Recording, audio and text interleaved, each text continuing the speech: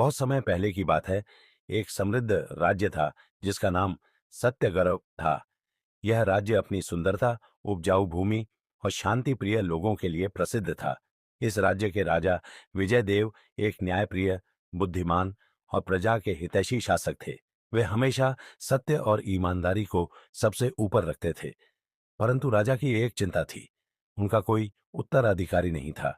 राजा अब वृद्ध हो चुके थे और चाहते थे कि उनके बाद कोई योग्य व्यक्ति गद्दी संभाले। परंतु समस्या यह थी कि वे किसी भी दरबारी या मंत्री को इस जिम्मेदारी के योग्य नहीं समझते थे। एक दिन राजा ने अपने मंत्रियों को दरबार में बुलाया और कहा, मुझे अपना उत्तराधिकारी चुनने का एक अनूठा तरीका अपनाना है। मैं चाहता हूं कि हमारा अगला शासक ऐसा हो जो न केवल बुद्धिमान हो बल्कि ईमानदार और मेहनती भी हो। मंत्रीगण राजा की बात सुनकर आश्चर्य में पड़ गए। प्रधानमंत्री ने कहा, महाराज, आपने हमेशा राज्य के कल्याण के लिए सही निर्णय लिए हैं। हम आपके निर्णय के लिए तत्पर हैं।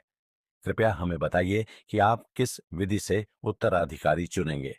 राजा मुस्कुराए और बोले, मैं राज्य के सभी बच्चों को एक विशेष अवसर देना चाहता हूं। मैं हर बच्चे को कुछ बीज दूंगा और उन्हें अपनी मेहनत से उन बीजों को उगाना होगा। कुछ महीनों बाद जो बच्चा सबसे सुंदर और स्वस्थ पौधा उगाएगा, उसे मैं अपना उत्तराधिकारी घोषित करूंगा। यह सुनकर सभा में हलचल मच गई। कुछ मंत्रियों को यह विचार अजीब लगा, लेकिन वे जानते थे कि राजा के निर्णय हमेशा गहरे अर्थ रखते हैं। अगले ही दिन पूरे राज्य में राजा की घोषणा कर दी गई। यह सुनकर राज्य के सभी बच्चे उत्साहित हो गए। सभी के मन में एक ही सवाल था, क्या मैं राजा बन सकता हूं? राज्य के एक छोटे से गांव में एक 11 वर्षीय लड़का अजय रहता था। वह बहुत ही सीधा साधा और ईमानदार था। उसके पिता एक किसान थे और मां गृहिणी थी। परिवार अमीर नहीं था, लेकिन वे मेहनत और ईमानदारी से जीवन यापन करते थे। जब अजय ने राजा की घोषणा सुनी तो उसके मन में भी एक इच्छा जगी। उसने मां से कहा, मां, क्या मैं भी राजा के दिए हुए बीज से पौधा उगाने की कोशिश कर सकता हूं? मां मुस्कुराईं और उसके सिर पर हाथ फेरते हुए बोली, बिल्कुल बेटा, मेहनत और ईमानदारी से किया गया हर कार्य सफलता की ओर ले जाता है। अगले दिन अजय अपने पिता के साथ राजमहल गया, जहां राजा स्वयं बच्चों को बीज बांट रहे थे। जब अजय की बारी आई तो राजा ने उसकी आंखों में झांका और मुस्कुराते हुए कहा, बेटा, इस बीज को लगाकर पूरी ईमानदारी से इसका ख्याल रखना। अजय ने सिर झुकाकर बीज को दोनों हाथों से ग्रहण किया और कहा, जी महाराज, मैं पूरी मेहनत करूंगा। वहां से लौटते समय अजय का मन उत्साह से भरा हुआ था।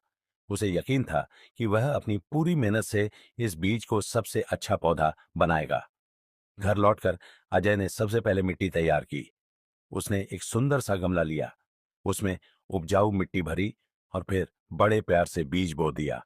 उसने रोजाना उसे पानी देना शुरू किया, गमले को धूप में रखा और पूरी देखभाल की। परंतु कुछ दिन बीतने के बाद भी कोई अंकुर नहीं निकला। अजय को चिंता होने लगी। उसने सोचा, शायद मैंने ज्यादा पानी दे दिया, शायद मिट्टी सही नहीं है। उसने मिट्टी बदलकर फिर से कोशिश की, फिर भी कुछ नहीं हुआ। धीरे धीरे एक महीना बीत गया, लेकिन गमले में कोई भी पौधा नहीं उगा। अजय को बहुत निराशा हुई। उसने पिता से पूछा, बाबा, मैंने इतनी मेहनत की, फिर भी बीज अंकुरित क्यों नहीं हुआ? पिता ने उसे दिलासा देते हुए कहा, बेटा, तुमने अपना काम पूरी ईमानदारी से किया है। धैर्य रखो, कभी कभी प्रकृति की इच्छा कुछ और होती है। परंतु अजय के मित्रों के गमलों में सुंदर पौधे उग चुके थे। जब वे अजय से मिलते तो हंसते हुए कहते, अजय, कहीं तुम्हारा बीज तो नहीं गया? अजय को उनकी बातें बुरी लगती, लेकिन वह जानता था कि उसने कोई गलती नहीं की। समय बीतता गया और आखिर वह दिन आ गया जब सभी बच्चों को अपने पौधे लेकर राजमहल जाना था। अजय असमंजस में था। क्या मैं खाली गमला लेकर जाऊं? उसने सोचा। उसकी मां ने कहा, बेटा, तुमने अपना सर्वश्रेष्ठ प्रयास किया है। झूठ बोलने से अच्छा है कि तुम राजा को सच्चाई बताओ। अजय ने हिम्मत जुटाई और खाली गमला लेकर राजमहल पहुंचा। वहां उसने देखा कि सभी बच्चों के पास सुंदर सुंदर पौधे थे। कुछ के फूल खिले थे तो कुछ के पेड़ छोटे छोटे थे।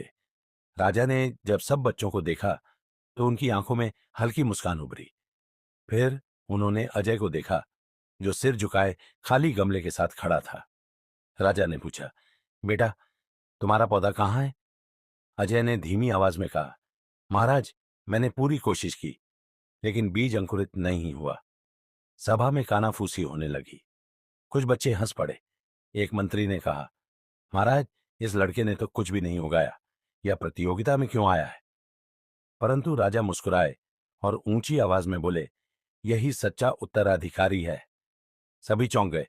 राजा ने गहरी आवाज में कहा, मैंने सभी बच्चों को जो बीज दिए थे वे उबल चुके थे, वे कभी अंकुरित हो ही नहीं सकते थे। परंतु बाकी सभी बच्चों ने किसी और बीज से पौधे उगाए और झूठ बोला। केवल अजय ने सच स्वीकार किया। राजा ने अजय को पास बुलाया और कहा, सत्यगर को ऐसा राजा चाहिए जो सत्यवादी और ईमानदार हो। इसलिए आज से अजय मेरा उत्तराधिकारी होगा। सभा में तालियां गूंज उठीं। अजय की आंखों में आंसू थे, लेकिन यह खुशी के आंसू थे। उसकी सच्चाई और मेहनत ने उसे विजयी बना दिया था। कहानी से सीख, सच्चाई और ईमानदारी हमेशा विजयी होती है। झूठ ज्यादा समय तक नहीं टिकता। मेहनत करने वाला व्यक्ति कभी हारता नहीं। दोस्तों, आपको आज की कहानी कैसी लगी? कमेंट में जरूर बताएं और वीडियो को लाइक करें। चैनल पर नए हैं तो चैनल को सब्सक्राइब करें ताकि ऐसी मजेदार कहानियां आपको मिलती रहे। Thank you.